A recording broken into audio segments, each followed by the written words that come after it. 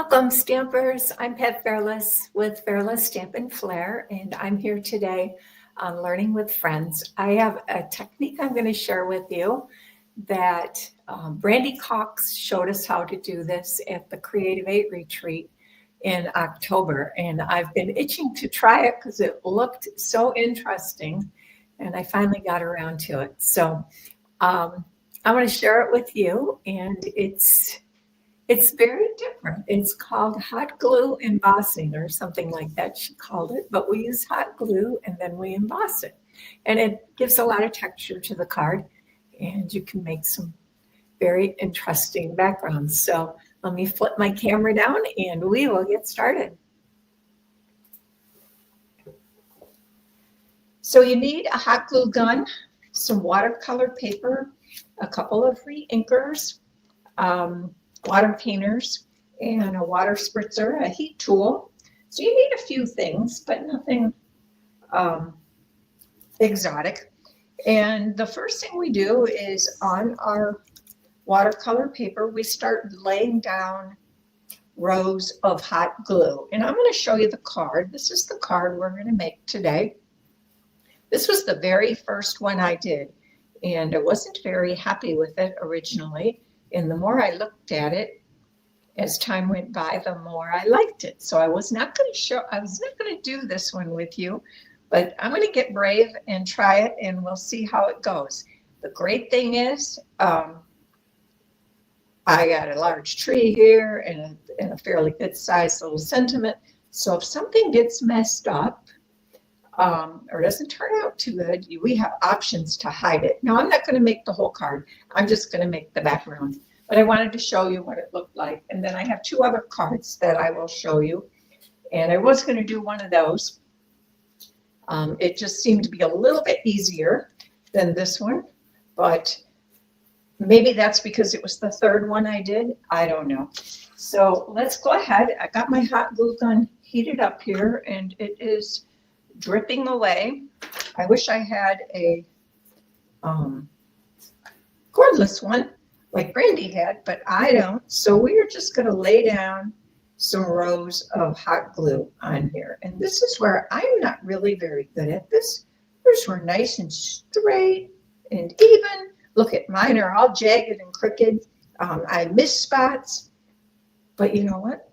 It actually turned out to look pretty good. I just haven't got the technique of, I guess, consistently squeezing this thing, especially on a long one like this, where now it runs out and I have to start over. So now I got a bigger bubble, but it's all right. It all turns out good in the end. That's what's really cool about it. And I have not done it with this camera right over my head. And it kind of is in the way of my glue gun, but we're going to hold it on its side and we will work through it. Now, the one thing we do have to kind of watch for is we get these little whiskers of glue, and Brandy got them too, so it's not just me. And we kind of want to keep those to a minimum and kind of pull them off when we see them. I don't know how to avoid that. That's just the nature of hot glue, right? So I made diagonals in each direction, and now we're going to make them in the other, just crosswise here. I got to slow down because I'm getting big piles and little piles, and my spacing's not too, oh, look at that big jag. That's right, I can cover that up with the tree. Or maybe we just let it look creative. It doesn't have to be perfect. That is something I struggle with. I am kind of a perfectionist. So, all right, less is more. We're going to call that good for now. And I'm going to pick this up and I'm going to pull off. I don't know if you can see these little tiny whiskers of glue. I can. You do kind of want to try not to touch your little trails of glue if you can help it, because they do smash. And I got a hint for you, something you kind of don't want to do that I did. That made a really big mess. Once it cools, you can sometimes get these off better. Or I even used my take your pick tool to just kind of grab them with the little pointer. The reason is we're going to spritz this with water, and then we're going to emboss this. And I'm going to use a gold embossing powder. You probably saw that. And if I have these little whiskers on here, then these little whiskers, they want the embossing powder to stick to them too, because they don't want to feel left out. Just because I'm little doesn't mean I can't hold stuff in place, right? I don't know. Sometimes I get mad at them though, and I do tell them, you go away. I don't want you. So now what I did, and this is kind of because of my messy gluing, I just went and I cut these off even with the edge of my card. My card is, my watercolor paper is 5 1/8 by 3 7/8 is the size I ended up with.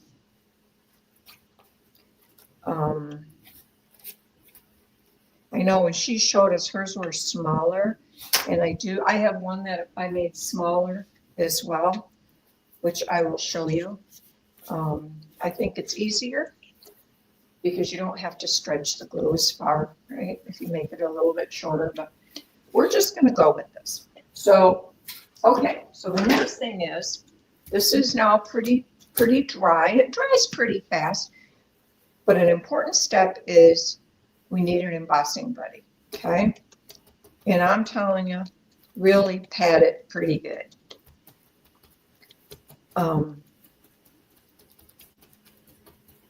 Because otherwise you're going to get him. It's watercolor paper, which also means it has some texture. And I see another whisker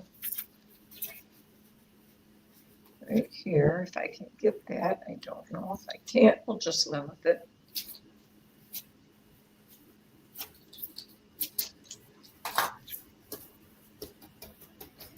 Okay, now to emboss this, we want these glue pads, or whatever it is we call them, these things of glue. We want them to be tacky. So the easiest way to do that is you don't want them totally remelted, but you do want them to be tacky because that's what's going to hold your embossing powder to them, right? So I'm going to bring my tray in close, and I'm going to get my gold embossing powder handy so that as soon as I heat these up, I can start sprinkling on the gold embossing powder. Now, one thing I did find, as opposed to heating the whole thing and doing it, I found it worked best if I worked in sections. And the main reason for that was because if you do a smaller section, it doesn't cool off. Otherwise, I had to reheat more than once some areas, which if that happens, that's fine, right? It's no big deal. So if I get my cord here, and I'm just going to work on heating up this lower half. Sorry about the noise. I'm going to work on this corner.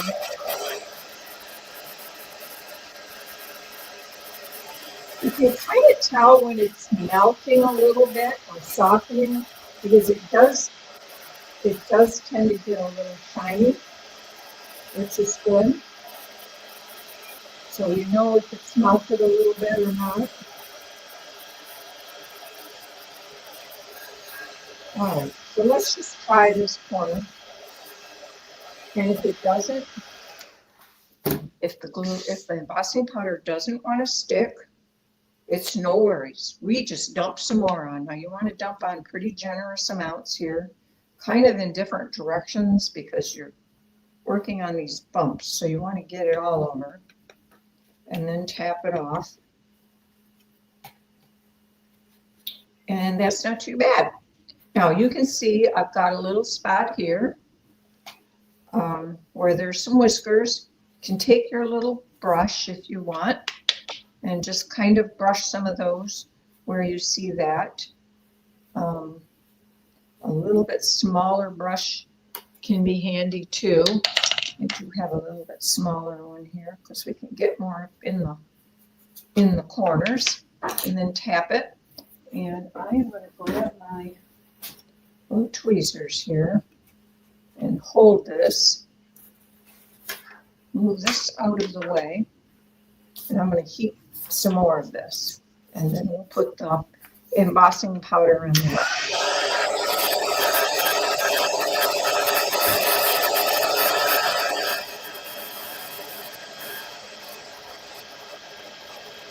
It's not a super fast technique, and I would suggest you just play with it a bit, because like I said, I learned that doing smaller sections at a time works better for me, heating them, because otherwise by the time I got everything heated the first, that's something you do not want to do. You do not want to touch your heat gun to the glue. I did that multiple times, and I just did it again. Fortunately, it does peel off. And like I said, I dump this pretty generously so you can get it on all sides of the glue. And tap it off, and you can see where I have whiskers. Can you see the whiskers? It is almost impossible not to have some whiskers. At least it wasn't possible for me. Now, the one that was easier was when I used white embossing powder, and I'll show you that one. That's the one I was going to demo, but then I thought, it's not really fair. Otherwise, they're going to try it with a different color, and I'm going to dump this off on my paper here. And they're like, she didn't tell us about this, because if it's white, you don't really see it. But if you use a metallic, or black, you for sure can see it. And sometimes they brush off with a brush, like this one's pretty stubborn, doesn't want to totally come off. It's a bigger whisker than I thought, but we're just going to live with it. I can put the tree on that side or something else, whatever I use with it, right? So now we're going to heat this and turn it nice and shiny.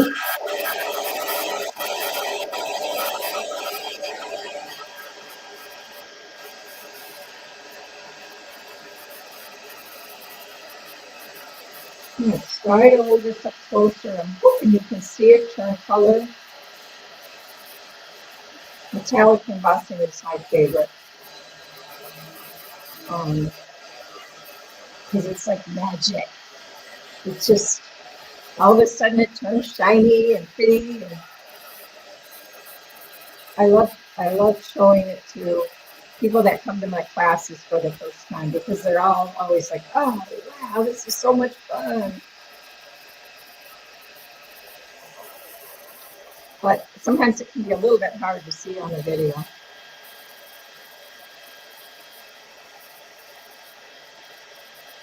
So we'll just keep working our way around until it's all gold. And you can see sometimes I'm pulling a little bit in one direction or the other along my bead of glue so that I get both sides of the glue heated. And I'm going to turn this off just a minute and move my tweezers a little bit from that one. But I did do a better job this time of getting it more covered. The first time I did it, I had to heat and reapply probably 2 or at least twice, some areas 3 times, because I think I wasn't getting enough on, or I was afraid of overheating the glue, because I didn't,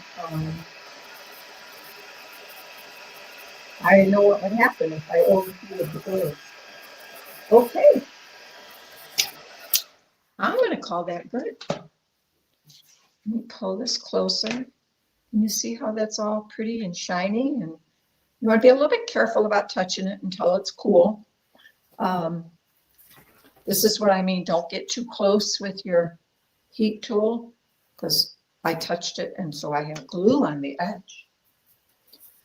And on the other one, I made a really big muff under the tree because I actually ended up wiping off a whole bunch of glue because I hit the glue gun on it. But if I hadn't told you that, you wouldn't know it, would you? This whole area under here is missing pretty stuff. But who's gonna know? Unless I tell them. So there we go. You see how that is? So now we get to add the color, and I just want to make sure I get this cooled off just enough. Let me move, and I'm going to unplug my glue gun before it falls over and burns something. It's dripping away here like crazy. And I'm going to grab a couple water painters. Oh, I was going to get a little glass of water, but I forgot. That's all right. So our next step, and I've used cherry cobbler and petal pink on this card, on this one. So that's what we're going to use. And I just like to take an acrylic block and put a couple drops of re-inker on there. I am going to, this time, I'm going to water down my cherry cobbler a little bit more because I had a couple spots where it got really, really dark because I didn't really water it down much before I started putting it on here. So there we go. I got cherry cobbler and petal pink on here. And the next thing we want to do is spritz this. And it is cool. I can push on it and the glue is not soft at all anymore. So now we're going to spritz water on here. And I kind of found I liked a fair amount because it helped the ink to run a little bit more. I didn't check my spritzers to see if I got this totally. Oh yeah, I've got plenty of water. Sometimes you forget to refill it, right? Okay. And I did say this is watercolor paper, correct? So now I'm going to take my water painter and I'm going to use two different ones because I remember to bring a jar of water to clean. So let's water down this cherry cobbler just to lighten it up a bit. It's quite a dark color. And grab this and just kind of hold this flat because this is going to run. See how that runs? I got this quite wet. Now you can brush it if you want to brush it more. I sort of like just touching it and letting the colors go where they want to go because we can always go back and add more color. You just can't really take it away, right? So, okay, there's my cherry cobbler. Now let's try to do the same thing with the petal pink, but here I'm not going to water it down as much because it is not nearly an intense of a color, and I don't want it. I want there to be some variation in the color. And if eventually, if you don't really like your pattern and you want to add, like here we got this red one's kind of all by itself. Maybe he needs a little bit up here to tie him in, right? So you can just kind of keep tapping where you want color until you get sort of a pattern that you like. Now I probably needed a little bit more petal pink ink on my palette, but that's all right. We can add more. There is no science to this. Just add wherever you want it. Put the same colors in the same squares. You can brush it. You can dab it like I did. I'm going to get a little bit more petal pink.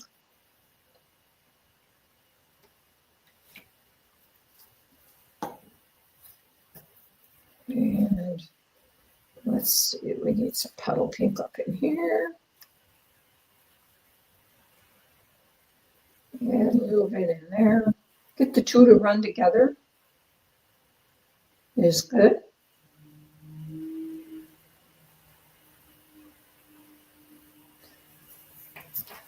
And I would not switch between brushes, especially with the cherry cobbler, because it takes a bit to get it out of your water painter. So that's why I'm using 2 brushes, because I don't have to worry about getting them cleaned and not transferring the color from one to the other.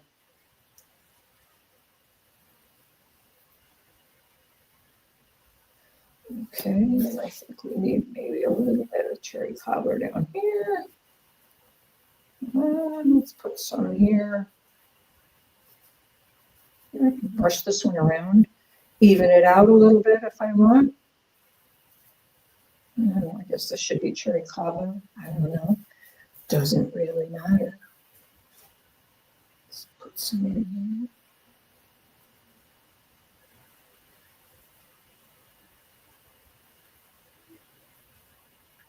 I just want to make sure everything's covered as best I can. I'm adding a little extra on this one because this is where I've got that little gold whisker. And let's go ahead and add, I'm going to squeeze this, get a little bit more water in here.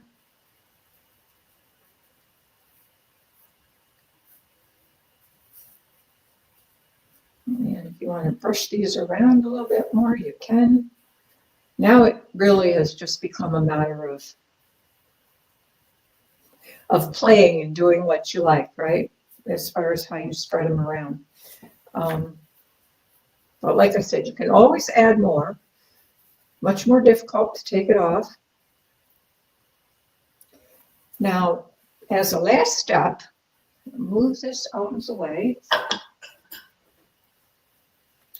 Put my water painter someplace safe so I don't drop them on my floor. That would not be good on my floor, because it would probably stain.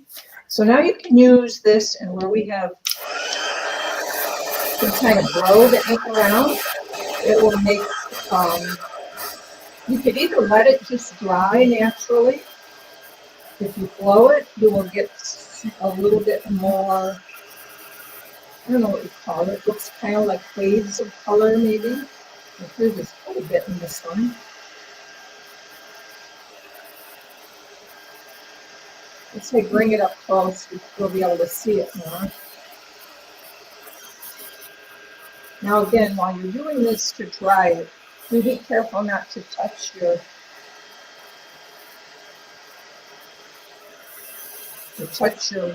hot glue with your glue gun, because it is getting soft, of course.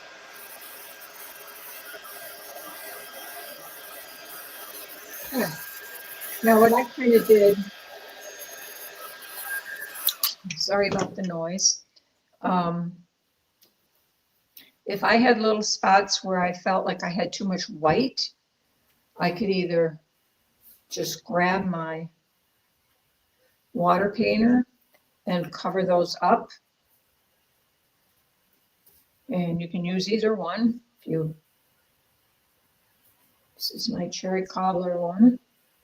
Kind of like that little peachy point up there. And let's touch this edge with cherry cobbler here. This is kind of,